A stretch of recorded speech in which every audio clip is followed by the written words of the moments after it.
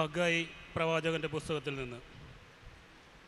ദാരിയൂസ് രാജാവിൻ്റെ 2-ാം ഭരണവർഷം 7-ാം മാസം 21-ാം ദിവസം പ്രവാചകനായ ഹഗ്ഗായിക്ക് കർത്താവിൻ്റെ അരുളപ്പാടുണ്ടായി.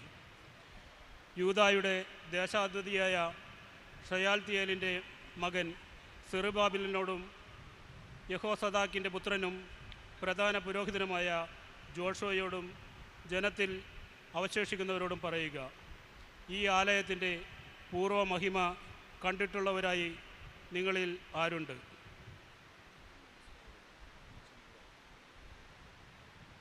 ഇപ്പോൾ ഇതിൻ്റെ സ്ഥിതി എന്താണ്? തീരെ നിസ്സാരമായിട്ട് തോന്നുന്നില്ലേ? എങ്കിലും സെറുബാബേൽ ധൈര്യമായിരിക്കുക, യഹോസദാക്കിൻ്റെ പുത്രനും പ്രധാന പുരോഹിതനുമായ ജോഷുവ ധൈര്യമായിരിക്കുക. ദേശവാസികളെ ധൈര്യം അവലംബിക്കുവിൻ, കർത്താവ് അരുളി ചെയ്യുന്നു. പണിയുവിൻ, ഞാൻ നിങ്ങളോട് കൂടെയുണ്ട്, സൈന്യങ്ങളുടെ കർത്താവ് അരുളി ചെയ്യുന്നു. ഈജിപ്തിൽ നിന്ന് നിങ്ങൾ പുറപ്പെട്ടപ്പോൾ ഞാൻ നിങ്ങളോട് വാഗ്ദാനം ചെയ്തിരുന്നത് പോലെ തന്നെ എൻ്റെ ആത്മാവ് നിങ്ങളുടെ ഇടയിൽ വസിക്കുന്നു. ഭയപ്പെടേണ്ട, സൈന്യങ്ങളുടെ കർത്താവ് അരുളി ചെയ്യുന്നു.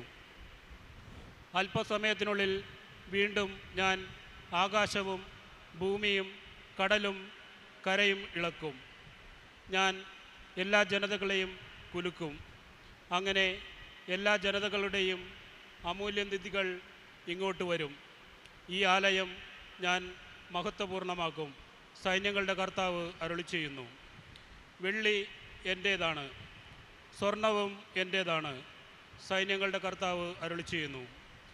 ഈ ആലയത്തിൻ്റെ പൂർവ്വ മഹത്വത്തേക്കാൾ ഉന്നതമായിരിക്കും വരാൻ പോകുന്ന മഹത്വം, സൈന്യങ്ങളുടെ കർത്താവ് അരുളി ചെയ്യുന്നു.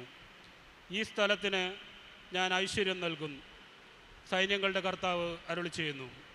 കർത്താവിൻ്റെ വചനം. ദൈവത്തിനു നന്ദി.